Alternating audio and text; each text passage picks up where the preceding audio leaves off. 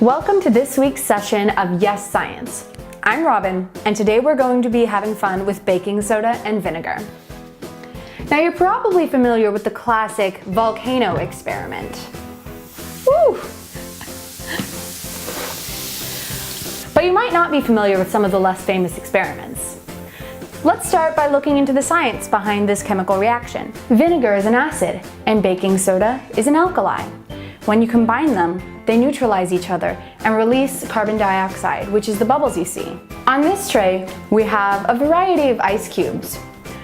These ones are made with water and baking soda, and these ones are just frozen vinegar. For fun, we added some food coloring. Let's see what happens when I pour vinegar over the ice cubes made with baking soda.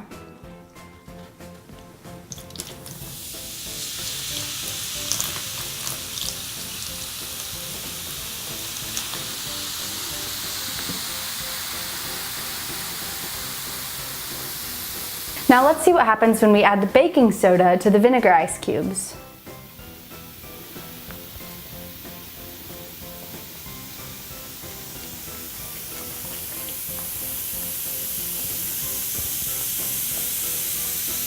The vinegar ice cubes melt in a much more crystalline fashion.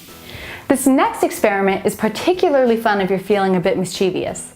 As I mentioned before, when you combine vinegar and baking soda, you create a reaction that releases carbon dioxide. Now, if you keep that reaction inside a bottle and cover it lightly with a cap like so,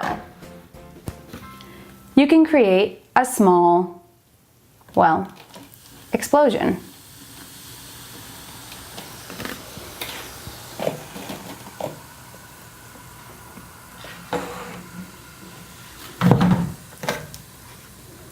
Most of science is trying things over and over again until you get it right. I really hope it's enough this time. Ah! Sometimes you just overflow. Okay. I might have not got it on soon enough. Third time's a charm.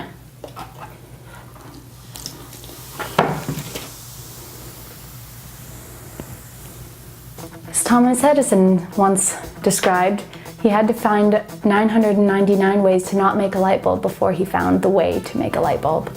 Sometimes science is full of fruitless attempts, but maybe your attempt at making an exploding bottle will be more fruitful than ours. Thank you for watching!